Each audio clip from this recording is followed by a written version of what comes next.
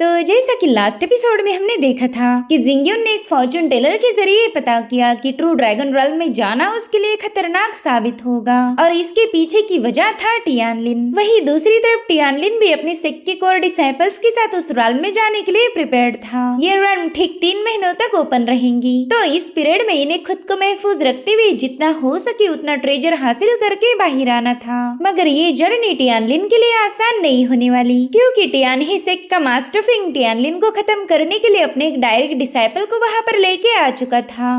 अब आगे तो इस एपिसोड की शुरुआत में हम देख पाते हैं कि ट्रू ड्रैगन रॉल्म अब ओपन हो चुकी है। तो वहाँ मौजूद सभी डिसाइपल फटाफट से उस रॉल्म में जाने लगे। वहीं पर स्वॉर्ड गार्ड सेक्ट के डिसाइपल्स बस अपनी मास्टर के ऑर्डर का इंतजार कर रहे थे। जैसे ही मास्टर ने उन्हें जाने का हुक्म दिया, वो सभी लोग तुरंत ही रॉल्म की तरफ रवाना हो गए। यहाँ पर मास्टर टियानलिन से कह रहे थे कि तुम्हें काफी ज्यादा केयरफुल रहना होगा। हमारा स्वॉर्ड गार्ड सेक्ट किसी भी कीमत पर तुम्हें खोना नहीं चाहता। जो सुनते साथ ही टियानलिन ने अपनी कियास स्वॉर्ड को समन करते हुए वो सीधे रॉल्म की तरफ रवाना हो गया। उतने में ही टियानलिन ने देखा कि जिंगयुन भी वहाँ पर आ चुकी है। दरअसल जिंगयुन के मास्टर ने उसे यहाँ आने से मना किया था, मगर फिर भी ये बंदी बहुत बड़े रिस्क उठाते हुए यहाँ पर पहुंच चुकी है। जिसके बाद हमें ट्रू ड्रैगन रॉल्म का सीन दिखाया गया, जहाँ पर एक पोर्टल ओपन होते हुए टियानलिन उसमें से बाहर आ चुका था। इस रॉल्म में आते ही टियानलिन ने महसूस किया कि यहाँ पर ड्रैगन एनर्जी काफी ज्यादा प्योर और स्ट्रॉन्ग है। ऐसी स्ट्रॉन्ग ड्रैगन एनर्जी आउटसाइड की दुनिया में मिलना ही इम्पॉसिबल था। तो टियानलिन ने डिसाइड किया कि वो इस सुनहरे मौके का फायदा उठाएगा। इस एनर्जी का यूज करते हुए वो अपनी पास्ट लाइफ की सबसे स्पेशल टेक्निक यानी कि एंशिएंट बॉडी रिफाइनमेंट टेक्निक को मास्टर कर सकता था। जिसके बाद हमें टियानलिन के माइंड स्पेस का सीन दिखाया गया, जहाँ पर टियानलिन कल्टीवेशन में बैठा हुआ था। एक हेवनली वॉइस उसे बता रही थी कि डीमन गॉड आर्ट एक किंग लेवल की टेक्निक है। इस डीमन गॉड आर्ट टेक्निक का यूज करते हुए तुम स्पिरिचुअल बीस्ट के ब्लड को डिमोनिक पावर्स में बदल सकते हो। अगर वो डिमोनिक पावर्स तुम्हारी बॉडी में समा गई तो इससे तुम्हारी बॉडी काफी ज्यादा स्ट्रांग बन जाएगी। इनफैक्ट तुम्हारी बॉडी एक डिमोनिक बीस्ट जैसी पावरफुल बनेगी। जितने हायर लेवल के बीस्ट को तुम रिफाइन करोगे उतने ही तुम्हारी फिजिकल पावर स्ट्रांग बनेगी। साथ ही साथ वो हेवनली वॉइस टियानलिन को बता रही थी कि अगर तुमने इस डीमन गॉड आर्ट को उसके पिक तक मास्टर कर लिया तो फिर तुम बड़ी आसानी के साथ डीमन गॉड का भी मुकाबला कर पाओगे। यहाँ पर टियानलिन को काफी सारे डिमोनिक बीस्ट के विजन्स नजर आ रहे थे। साथ ही साथ हम देख पाते हैं कि उस रॉल्म में मौजूद ड्रैगन एनर्जी बड़ी तेजी के साथ टियानलिन की बॉडी के साथ मर्ज हो रही और फिर वहाँ पर स्पिरिचुअल एनर्जी का एक जोरदार ब्लास्ट हो गया। साथ ही साथ टियानलिन की डिवाइन पावर भी उसकी बॉडी से रिलीज हो रही थी, जिसे वहाँ से थोड़ी दूरी पर मौजूद एक ड्रैगन ने सेंस कर लिया। वो तो अचानक से ही बौखला गया था। साथ ही साथ वहाँ पर अपनी बहुत ही तेज साउंड वेव को रिलीज करने लगा। ऐसा लग रहा था कि मानो ये टियानलिन का सबसे स्ट्रॉन्गेस्ट ओपोनेंट होगा। वहीं दूसरी तरफ टियानलिन अभी भी डीमन गॉड आर्ट को प्रैक्टिस करने में लगा हुआ था। वैसे तो इस दुनिया में तरह तरह के डिमोनिक बीस्ट थे, लेकिन इन सभी डिमोनिक बीस्ट के राजा थे ड्रैगन्स। और इसी वजह से जब टियानलिन ने यहाँ की ड्रैगन ब्लड एनर्जी का यूज अपने कल्टीवेशन में किया तो उसे काफी अच्छे से रिजल्ट मिले।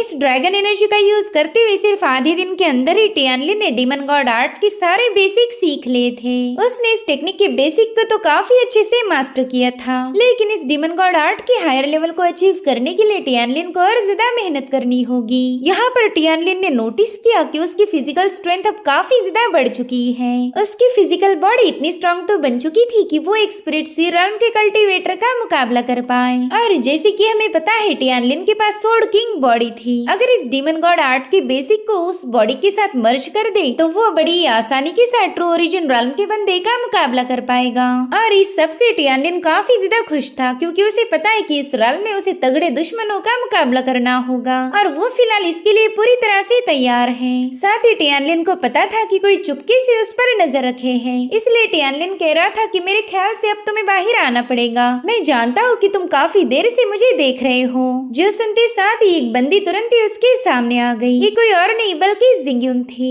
वो टियानलिन से कहती कि उस दिन तुमने मुझे नहाते हुए देख लिया था, तब मैंने तो तुम्हें कुछ नहीं बोला, लेकिन तुम तो यहाँ पर फुल कपड़ों में हो लेकिन फिर भी मुझे देखने नहीं दे रहे। तो टियानलिन उसकी बातों को इग्नोर करते हुए पूछने लगा कि बताए मिस जिंग आपका यहाँ पर आना कैसे हुआ। तो जिंग उसे अपनी नजाकत भरी अदाएं दिखाते हुए कहने लगी कि मैं तो यहाँ बस तुमसे एक फेवर मांगने आई हूँ। जैसा कि तुम्हें पता ही होगा ये ड्रैगन रॉयल काफी ज्यादा खतरनाक है, तो मैं इसमें तुम्हारे साथ ट्रैवल करना चाहती हूँ। अब यहाँ पर टियानलिन एकदम खामोश था। जिंगियन ने उसे बता दिया कि पास में उसके सेक्ट के 10 लोग यहाँ पर आए थे, लेकिन उनमें से कोई भी जिंदा वापस नहीं जा पाया।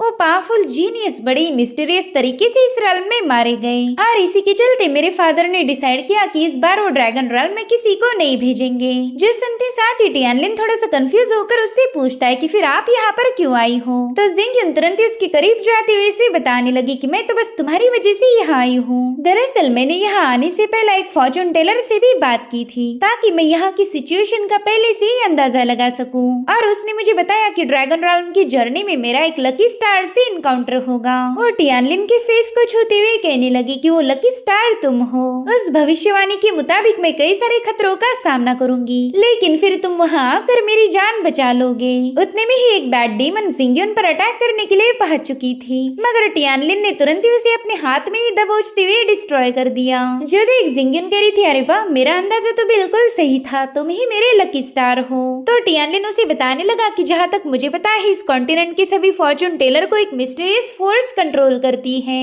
इनफैक्ट इस दुनिया में फॉर्चून टेलर से मिलना ही इम्पॉसिबल है। हमारे जैसे ऑर्डिनरी लोग तो कभी उन्हें देख भी नहीं पाते, इसलिए मैं ये दावे के साथ कह सकता हूँ कि जिस फॉर्चून टेलर से तुमने बात की थी वो एक फ्रॉड होगा। तो जिंगियन कहने लगी कि वाकई वो बंदा एक फ्रॉड हो सकता है, जिस पर टियानलिन कह रहा था कि मैंने तो बस अपना अंदाजा बताया, अब इस पर भरोसा करना है या नहीं ये तुम खुद डिसाइड कर लेना। और रही बात एक साथ ट्रैवल करने की, तो मैं इसके लिए पूरी तरह से तैयार हूँ। जब भी तुम्हें जरूरत पड़ेगी मैं तुम्हारी मदद करूंगा, और ये सब मैं इसलिए कर रहा हूँ क्योंकि इसके पीछे वजह है मेरी सीनियर शिटोंग। आप मेरी सीनियर शिटोंग की काफी अच्छी दोस्त हो और पिछली बार आपने मेरी मदद भी की थी, और उसी वजह से मैं बस आपका वो फेवर लौटाना चाहता हूँ। जिस पर जिंगियन शर्माते हुए कहने लगी कि तुम ऐसा दिखाते हो कि तुम्हें किसी से कोई फर्क नहीं पड़ता, लेकिन तुम्हारे एक्शंस तो कुछ और ही बयान कर रही। जिसके बाद तुरंत ही टियानलिन के साथ रवाना हो गई। अब यहाँ से आगे का सफर ये दोनों एक साथ पूरा करेंगे। सो अब ये सीन यही पर कट होकर हमें एक एंशिएंट प्लेटफॉर्म दिखाया गया।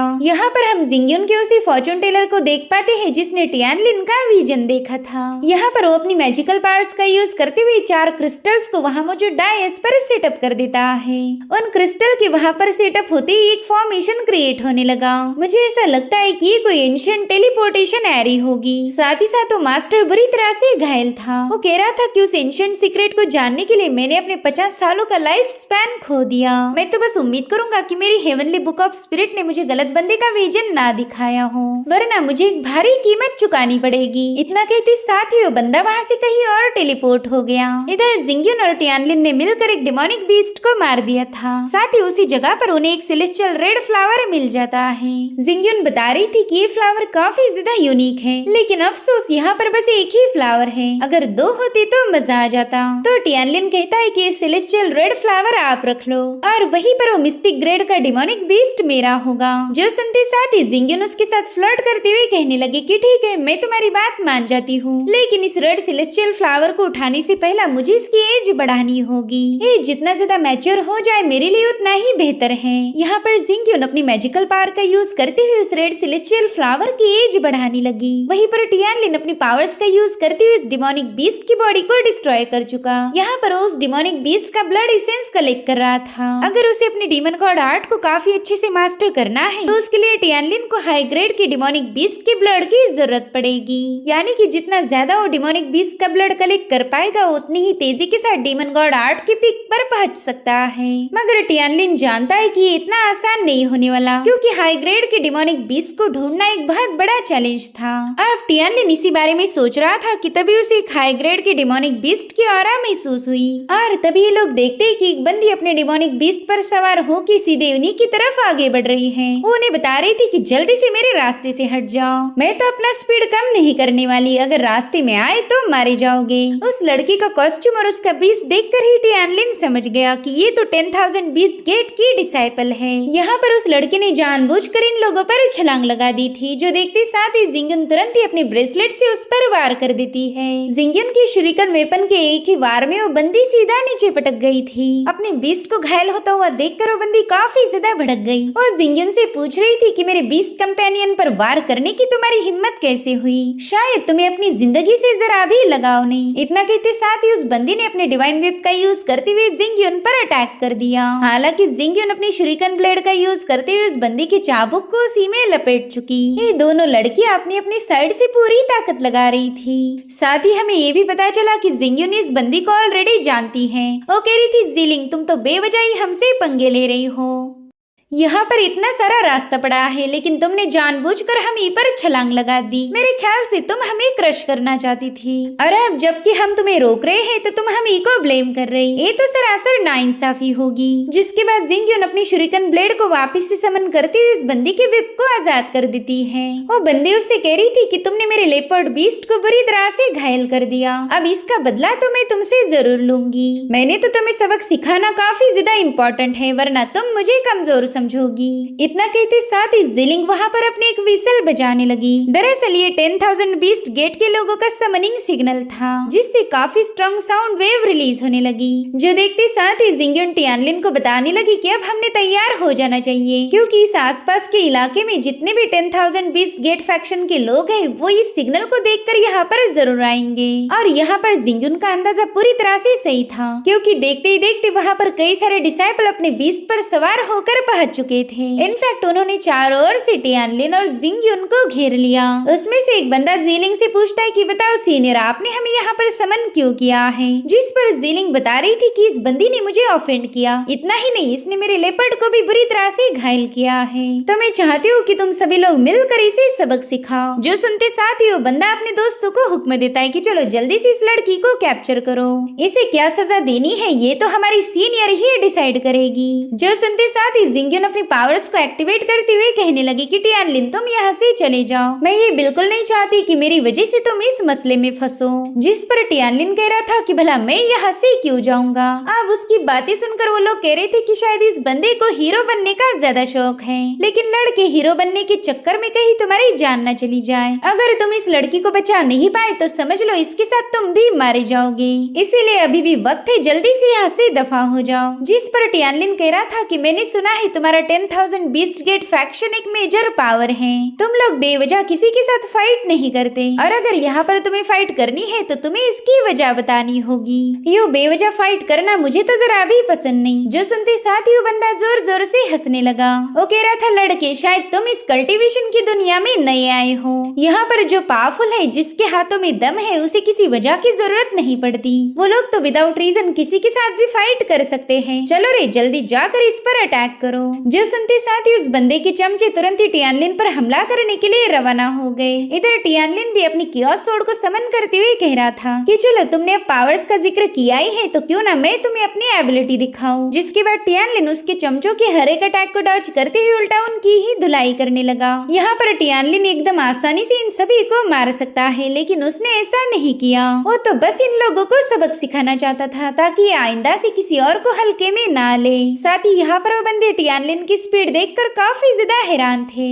अपने साथियों को यूं घायल होता हुआ देखकर वो बंदा टियानलिन पर काफी ज्यादा भड़क गया। इसलिए वो एकदम से बड़ी छलांग लगाते हुए सीधी टियानलिन के साथ भिड़ जाता है। यहाँ पर टियानलिन ने उसके अटैक को अपनी सोर्ड से काउंटर करते हुए उसे पीछे पुश कर दिया, मगर वो बंदा अभी भी हार मानने के लिए तैयार नहीं था। वो बंदा दोबारा से अपनी सोर्ड लेकर टियानलिन पर हमला करने के लिए आ चुका था। जो देखते साथ ही टियानलिन सीधे जाकर उसके हाथ पर कट लगाता है, जिसके चलते उस बंदे के हाथ से उसकी तलवार छूट गई और फिर टियानलिन ने अपनी सोर्ड के हैंडल के एक ही फटके में उसे नीचे गिरा दिया। वो बंदा तो टियानलिन की पावर को देखकर ही काफी ज्यादा हैरान था। वो समझ गया कि उसकी जिंदगी तो टियानलिन के हाथ में है, लेकिन टियानलिन ने एक जोरदार लात जड़ते हुए इसे काफी दूर पुश कर दिया। यहाँ पर जिलिंग तो अपने साथियों की ऐसी हालत देखकर सीधा सदमे में चली गई। उसने तो कभी इमेजिन भी नहीं किया था कि उसके साथियों को हराना इतना ज्यादा आसान होगा। और अब इससे पहले कि वो बंदी वहाँ से भाग पाए, टियानलिन ने सीधे जाकर उसे चोक करना शुरू कर दिया। वो उसे हवा में झुलाते हुए पूछ रहा था कि बताओ यहाँ पर ज्यादा पावरफुल कौन है।